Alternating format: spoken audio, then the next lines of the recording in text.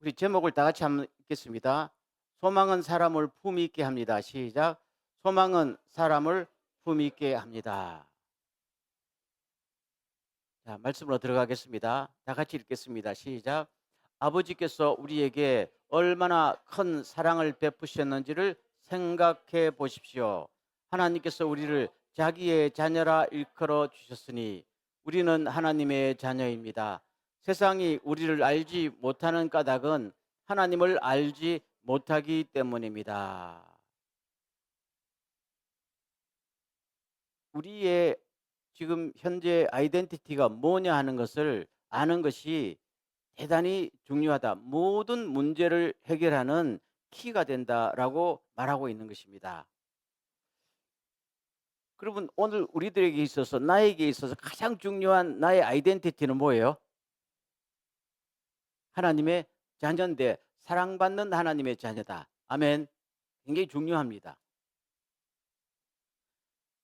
나는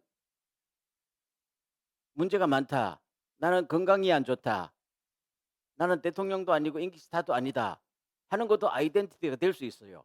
그렇지만 그런 아이덴티티는 나에게 그렇게 중요하지 않아요. 가장 중요한 거, 절대로 움직일 수 없는 가장 중요한 것은 나는 전능하신 하나님의 사랑받는 자녀다. 이게 있으면은 모든 것을 해결할 수 있을까요? 있습니다. 그래서 우리에게 얼마나 큰 사랑을 베푸셨는지를 기억하십시오라고 합니다.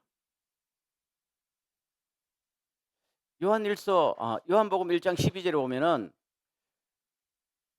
똑같은 요한이 지금 편지를 보낸 거잖아요. 요한 1서나 요한복음이나. 거기 보면은 이렇게 합니다. 여러분이 다 아는 기절. 영접하는 자, 그 이름을 믿는 자들에게는 뭘? 하나님의 자녀가 되는 권세를 주셨습니다. 특별한 자격을 주셨습니다. 그 말이잖아요. 여러분, 저는 이 말씀을 생각할 때 참 많은 것을 느끼게 합니다. 예수님이 이 땅에 오셨을 때 말구유에 오셨고 가난한 집에 오셨고 그 당시의 상황으로 보면은 좋은 학교, 좋은 대학 못 나왔잖아요. 그리고 인물이 뛰어난 것도 아니고 스타도 아니고. 그런데 예수님께서 여러분 회개하고 하나님을 믿으셔야 됩니다. 우리 신앙생활을 제대로 해야 됩니다.라고 하니까 모든 사람들이 아니 저 사람이 누구냐 하고 예수님을 무시하고 침뱉고 깔보고 그렇죠. 십자가에 몰고 가시 옷을 벗기고 조롱하고 하는 사람들이 생각했습니다. 대부분의 사람들이 아니 저 사람이 어떻게 우리에게 메시아가 될 수 있느냐고 자기 목숨도 구원하지 못하고 십자가에 죽을 수밖에 없는 사람이 우리에게 어떻게 영원한 생명을 주겠느냐고 다 조롱하는데 그때에 예수님을 영접하는 사람은 하나님의 자녀가 되는 놀라운 특권을 주셨습니다. 아멘. 누가 저분이 하나님의 아들이고 메시아라고 알아챘을까요? 전혀 몰랐단 말입니다. 모르는 게 정상 아니에요? 그런데 그 알아챌 수 있는 것은 하나님의 은혜란 말입니다. 하나님의 사랑이죠. 얼마나 큰 사랑을 주셔서 모든 사람이 예수가 누군지를 모를 때 여러분들은 예수를 알아채고 그분을 당신의 구주로 왕으로 영접해야 했다는 것은 사람의 상식으로는 안 되는 문제라는 겁니다. 하나님의 사랑이요 특별한 부르심이다. 그걸 한번 생각해 보십시오. 이건 아무나 주는 축복이 아니잖아요. 당시에 헤롯 임금도 못 받았고 대제사장도 못 받았고 바리새인들도 그 축복을 못 받았는데 그러나 하나님에게 은혜 받은 사람은 축복을 받았습니다. 이게 보통 축복이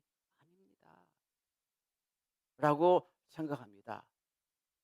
그러면 왜 요한일서 3장을 시작하면서 이 말씀으로 시작할까요? 당시에 살아가는 게 너무 힘들었기 때문입니다. AD 90년 이후니까 기독교 박해가 극도로 달했고 교회는 모이는 것도 쉽지 않았고 그러다 보니까 교회 안에 여러 가지 분열도 일어나고 예수 믿는 사람들은 자칫 잘못하면 재산 뺏기고 목숨도 어지러운 상황에서 결국 예수 믿는 것도 지치고 삶에도 지치고 앞이 안 보이는 상황 속에서 여러분 이 문제를 해결할 수 있는 방안은 여러분의 아이덴티티가 뭔지를 알아야 됩니다. 여러분은 로마 시민을 넘어서서 그렇죠. 여러분의 지금 무슨 직업을 넘어서서 하나님의 사랑받는 자녀임을 모릅니까? 이게 보통 은혜로 사랑으로 된 게 아니잖아요. 하나님의 부르심에는 후회가 없기 때문에 여러분을 하나님이 자녀로 불러주셨다는 것은 이 모든 일을 하나님이 아시고 책임지신다는 것을 왜 모르십니까? 이걸 확인하십시오. 그리고 앞으로 나아가십시오. 그랬단 말이에요. 에베소서 에베소 교인들을 향해서 똑같은 말을 하잖아요. 요한계시록 2장에 보면은 너희들이 다 잘했는데 뭘 버렸다? 첫사랑을 버렸다. 이 말입니다. 너희들이 얼마나 큰 사랑을 받았는지 이미 잊어버렸다 이거죠. 때로는 삶에 지치고 때로는 매너리즘에 빠져가지고 종교적으로는 되었지만은 신앙을 버렸고 첫사랑을 버리면은 생명력이 떠나가지 않느냐. 그러면 어떤 문제가 시험 환란을 닥칠 때 그걸 이겨낼 수 있는 힘이 없어지지 않느냐. 그런 이야기입니다. 아니 나는 예수 믿고 구원의 확신 가진 지가 몇십 년이 지났는데요. 그건 중요한 게 아니에요. 옛날에 내가 뜨겁게 주님의 사랑을 알았는데요. 그게 오늘 나를 지탱해 주지는 못하잖아요. 이것은 현재 진행형입니다. 늘 기억하십시오. 늘 느끼십시오. 늘 감사하십시오. 이게 파워가 되잖아요. 옛날에 아무리 사랑이 불탔어도 사이가 벌어지면 무슨 소용이 있어요. 오히려 후회만 막급하지요. 옛날에도 그렇고 지금도 그렇습니다.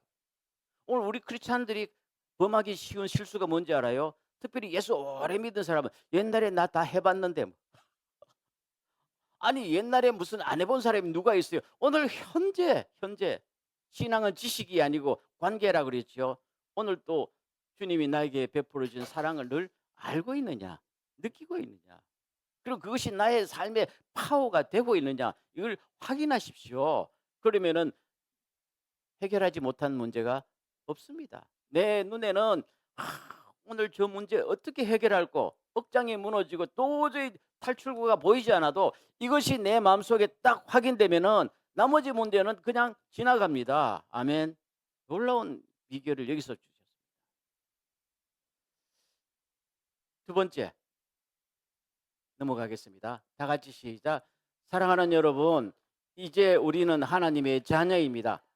앞으로 우리가 어떻게 될지는 아직 밝혀지지 않았습니다. 그리스도께서 나타나시면 우리도 그와 같이 될 것임을 압니다. 그때 우리가 그를 참모습대로 뵙게 될 것이기 때문입니다. 이 두 번째 말씀. 우리가 하나님의 사랑받는 자녀이기 때문에 누구처럼 된다는 겁니까? 예수님처럼 된다는. 하나님의 유일한 독생자가 예수 그리스도지요.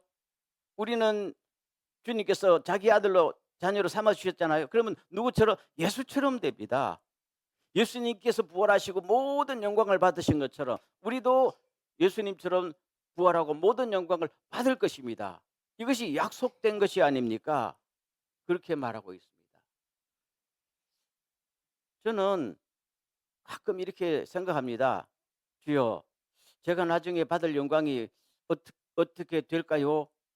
그렇죠. 상상을 가끔 합니다. 가끔 하는 게 아니고 좀 자주 합니다. 이 자주 해야 내가 모든 것을 극복하잖아. 그렇죠? 나에게 미래에 보장된 약속과 하나님의 축복이 없으면은 내가 오늘을 어떻게 견뎌나갑니다. 그래서 오늘 우리의 신앙생활을 지탱하고 우리 인생을 지탱해 두 가지의 파워가 있어요. 하나는 뭡니까? 주님이 우리를 얼마나 사랑하셔서 자녀로 만들어 주시는가. 이게 첫 번째 우리를 끌고 가는 것이고 두 번째는 뭡니까? 우리에게 놀라운 하나님의 축복과 영광이 기다리고 있다. 아직 좋은 것은 오지도 않았다. 이 두 가지가 두 사이에 우리가 끼어 있잖아요. 그러니까 극복하지 못한 어려움은 존재하지 않는다. 이것이 흐려지면 우리는 다 무너진다. 그렇게 말하고 있습니다. 예수님의 비유 가운데 부자와 나사로라는 비유가 있죠. 누가복음 16장에 나오는. 그 나사로라는 사람이 부잣집 문간에서 음식 찌꺼기 먹고 살았다는 거 아니에요? 사람 취급 못 받고. 근데 죽어서 나사로는 하늘나라에 갔고 부자는 지옥에 갔다는 거잖아요. 하루아침에 바뀌는 거 하루아침에. 그러면 나사로가 부잣집 문간에서 음식 쓰레기 주워 먹고 사는 게 몇 년 정도 걸렸을까요? 아무리 길어봐야 10 년, 20 년은 아니었어요. 근데 바뀌어서 천국 가면은 10 년, 20년 지속되는 게 아니니까 영원토록 지속된다는 말입니다. 그래서 사도 바울이 고린도후서에서 보이는 이 괴로움은 잠깐이다. 이 잠깐입니다. 보이지 않은 영광은 영원한 영광입니다. 이 땅의 어려움이 오히려 영광을 보장해 주는 통로가 됩니다. 왜요? 내가 어려우면 천국을 더 사모하고 내가 힘들면 기도 더 많이 하니까 이것이 쌓이고 쌓이면 뭡니까? 천국의 영광으로 다 적금이 된다. 그 말씀을 하고 있는 것입니다. 그러니까 여러분 모든 것을 극복하고 나갈 수 있습니다. 하십시오. 됩니다. 이렇게 간절하게 부탁하고 있습니다. 여기 보십시오. 그때가 그때의 우리가 그를 참모습대로 뵐 것이기 때문입니다. 여러분, 우리는 늘 복음서를 보면 예수님께서 무슨 뭐 병자를 고치시고 그렇죠. 너무 피곤하시고 때로는 핍박도 받으시고 그거잖아요. 그것은 예수님께서 이 땅에 살 때의 모습이랍니다. 예수님의 영광의 모습은 본 적이 있어요? 없어요. 본 적이 없단 말입니다. 사도 바울도 그랬어요. 나중에 우리가 주님을 다시 만날 때는 그분의 원래 참모습이 얼마나 놀라운지 상상을 불허합니다. 그분은 창조주요. 우리를 인도하시는 분이잖아요. 십자가에 달리시고 난 다음에 하늘과 땅의 모든 것을 그분이 갖고 계시다. 그 영광은 이 세상의 왕들과 비교가 안 되잖아요.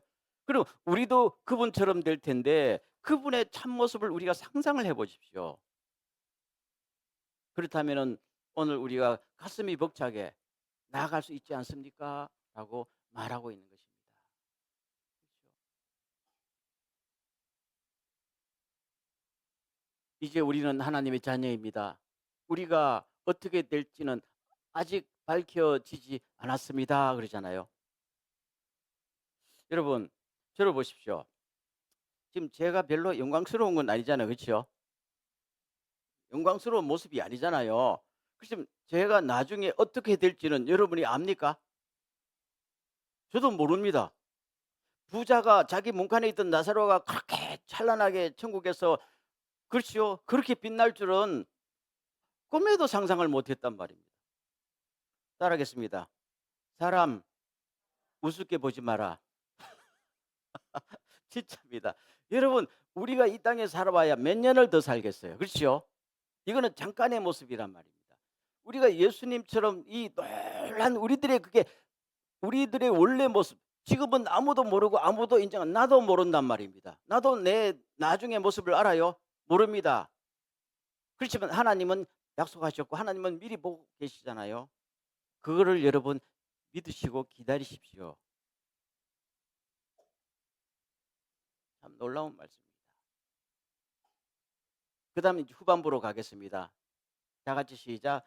그에게 이런 소망을 두는 사람은 누구나 그가 깨끗하신 것과 같이 자기를 깨끗하게 합니다. 그렇지요? 나중에 엄청난 축복과 그렇죠. 영광으로 가득 잘 자기의 미래를 보는 사람이 오늘 자기 몸을 시궁창에 던질 리가 있어요, 없어요? 없단 말입니다. 나에게 아이덴티티가 있는데 내가 내 몸을 함부로 굴릴 사람이 아니지. 뭡니까? 적어도 나의 신분을 내가 알기 때문입니다. 아멘. 아니 그 세상의 말입니다. 어느 날 갑자기 임금 눈에 마음에 들어 가지고 임금에게 사랑의 고백을 받고 임금하고 결혼 날짜를 받아 놓은 처녀가 과거에 동네 사귀던 남자들을 다 정리할까요, 안 할까요? 정리하지요. 임금하고 지금 결혼하는데 다 정리한다고요. 다 정리하고. 그렇죠. 미장원에도 자주 가고. 자기를 거기에 걸맞게 꾸미는 게 당연하지 않아요? 우리의 영원한 신랑 예수 그리스도. 그분과 우리는 이미 약혼했단 말입니다. 결혼 날짜가 다가오고 있는데 이거를 우리가 믿고 기다린다면은 오늘 우리의 몸을 뭡니까? 이 세상에 죄악구덩이 함부로 굴릴 필요가 있어요, 없어요? 그래서도 안 된다는 말입니다. 이걸 깨끗하게 한다 그 말입니다. 그렇죠? 깨끗하게 한다는 말은 물론 도덕적으로 죄를 짓지 않는다는 의미도 있는데 예수님의 신분에 걸맞게 나를 뭐예요? 가꾸어 나간다는 거예요. 참 놀라운 얘기죠. 그건 할 수 있어요, 없어요? 할 수 있잖아요. 아, 내가 주님의 신분에 맞게, 주님의 영광에 맞게 나를 계속 가꾸고 업그레이드 해놔야지. 에베소서 5장에 보면요, 예수님께서 자기의 신부된 교회와 우리들을 뭡니까? 말로 말씀으로 씻고, 그렇죠, 물로 깨끗게 하여 티나 주름 잡힌 것이 하나도 영광스러운 존재를 오늘 또 우리를 빚어 가십니다. 깨끗하게 자기의 신부가 될 것입니다. 주님께서 우리를 지금 그렇게 준비시켜 나가고 있다면 우리도 마찬가지로 거기에 걸맞게 더 품위 있게 더 고상하게, 그렇죠, 그걸 깨끗하게 한다 그랬어요. 그래서 오늘 제목, 우리에게 참된 소망이 있으면은 우리가 뭐 어떻게 돼요? 품위 있게 바뀝니다. 맞지요? 품위라는 것은 돈으로 되는 게 아니잖아요. 품위라는 것은 지식으로 되는 게 아니에요. 품위는 뭐냐? 내 내 신랑이 누구고 나에게 사랑을 주시는 그분이 누군가에 따라서 내가 달라진다는 이야기죠.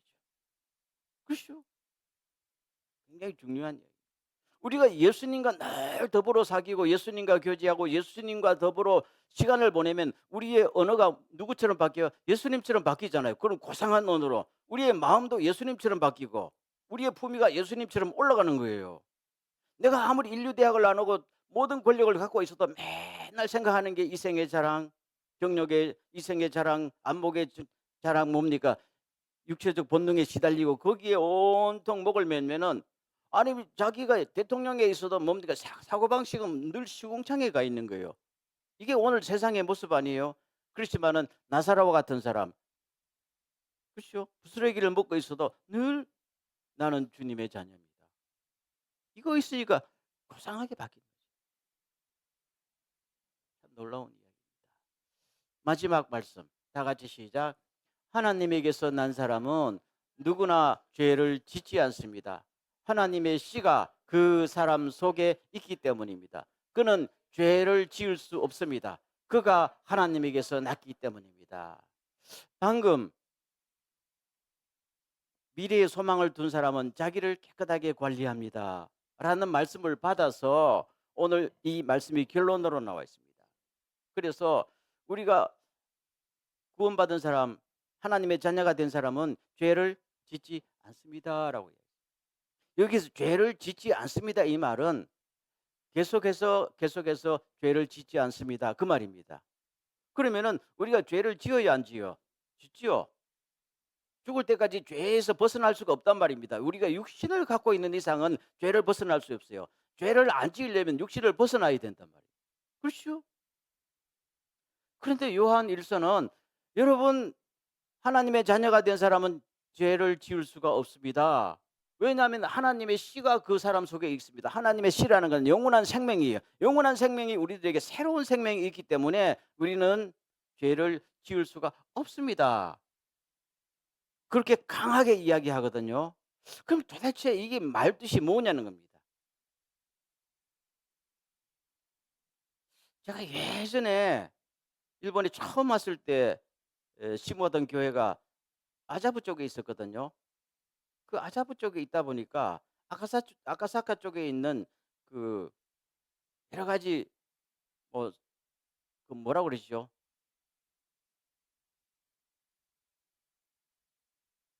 하여튼 그 술 파는데, 그런데 근무하는 사람들도 여러 명 왔었어요. 호스티스라고 하는 분들이 왔어요. 교회 안에서 성가대도 하고 봉사도 하고. 그러면은 그분들이 교회 오면 오지 말라고 그래요. 그분들도 다 예수 믿고 구원받고 싶잖아요. 그중에는 한국에서 교회 그중에는 장로님 딸도 있었고 목사님 딸도 있었어요. 그래서 저는 이제 한 일주일에 한 번씩은 쭉 신방을 쭉 다니기도 하고 그랬는데, 나중에 저하고 좀 친해지고 나니까 그러더라고요. 목사님 기도해 주세요. 그래요. 뭘요? 이 생활 좀 빨리 청산할 수 있도록 기도해 주세요. 아멘. 오늘 말 뜻이 그 뜻입니다. 예수를 믿는 사람은 안에 하나님의 영원한 생명이 있기 때문에 내가 지금은 죄를 짓고 있지만은 죄 짓는 것이 내 삶의 스타일이 아닙니다. 죄를 짓는 것이 내 삶의 방향이 아닙니다. 죄를 안 짓고 거룩하고 순결하게 살려는 것이 내 삶의 목적이고 방향입니다. 오늘 내가 아직 준비가 안 돼 있지만은 그쪽으로 계속 나아가고 있습니다. 예수 믿는 사람의 삶의 특징은 바로 그것입니다. 그 뜻이 되겠습니다. 그럼 제가 여러분들에게 물어보겠어요. 여러분 예수 믿고 우리 늘 죄를 지고 실수하고 슬럼프에 빠지고 그렇잖아요. 그런데 그걸 계속하고 싶어요? 그걸 내 일생의 사명으로 생각하는 사람이 있어요?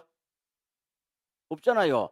우리는 어떻게 하든지 영원한 생명을 갖고 있기 때문에 내 삶의 방향은 뭡니까? 주님처럼 주님의 신부답게 사는 것이 내 삶의 방향이고 내 삶의 스타일이죠.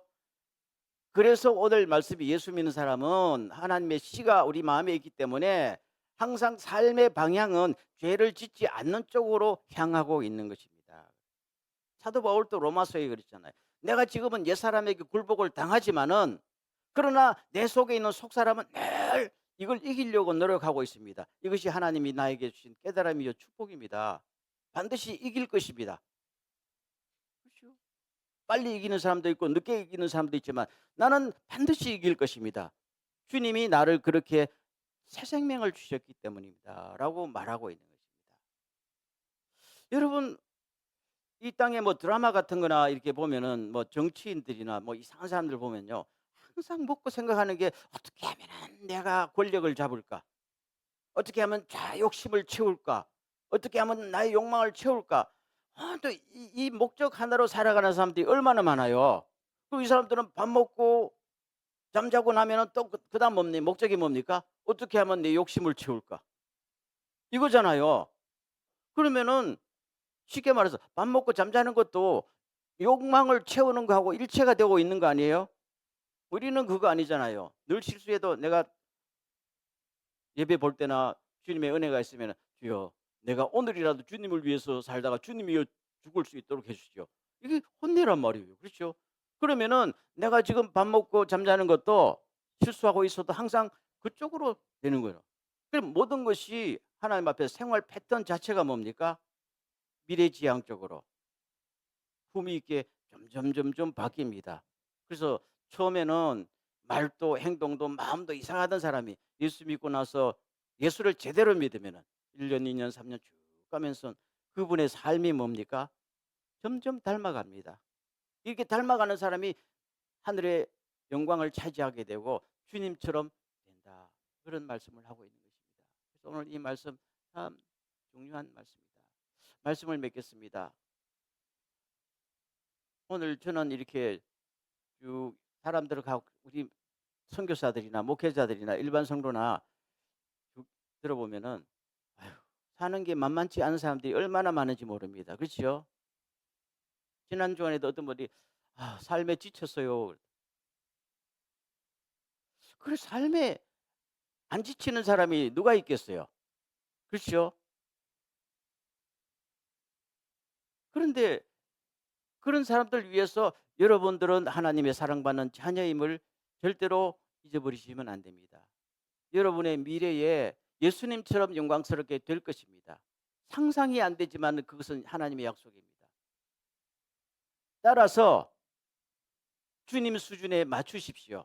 지금 당장은 아니라도 삶의 목표를 주님 수준에 맞추면 품위 있게 됩니다. 그게 소망입니다. 지금 죄를 짓지라도 죄 짓는 것이 내 인생의 목적이 아니고 내가 반드시 거룩한 신부가 될 것이라는 목표의식을 가지십시오. 그것이 여러분들을 영광으로 끌고 가는 보장이 됩니다. 이거는 할 수 있단 말이에요. 이거 못할 사람이 누가 있어요. 그렇죠? 다시 한번 마지막으로 말씀드립니다. 오늘 우리 크리스찬들의 문제가 뭔가 하면은 그분이 목사이든 장로이든 교회를 10 년, 40년 믿었든지 상관이 없어요. 마음속에 이런 마음이 있는 사람이 있고 비록 자기가 어떤 전문가가 예수 믿는 그 모든 그 뭐 기관이나 뭐 무슨 뭐 유명한 사람이 되었어도 항상 마음속에 뭡니까? 욕망, 그렇죠? 성공, 뭘 거머쥐어야 된다. 이 여기에 늘 목표로 있는 사람은 겉모습은 예수 믿고 겉모습은 타이틀이 있어도 속은 뭡니까? 이미 죽은 사람이에요. 살았으나 실상은 죽은 자다 있단 말이에요.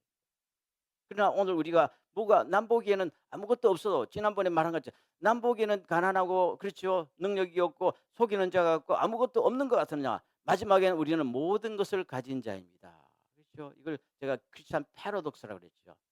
바뀐다는 거예요. 바뀐다는 거. 그게 우리들의 희망이잖아요. 그래서 세상 사람들은 우리를 알지 못합니다. 왜요? 하나님을 알지 못하기 때문에 우리를 알지 못합니다. 그러나 우리는 압니다. 이 자부심이 아니고 자존감을 가지고 확신을 가지고 늘 승리하는 축복된 삶을 살아갈 수 있기를 간절히 소원합니다. 아멘. 기도하겠습니다.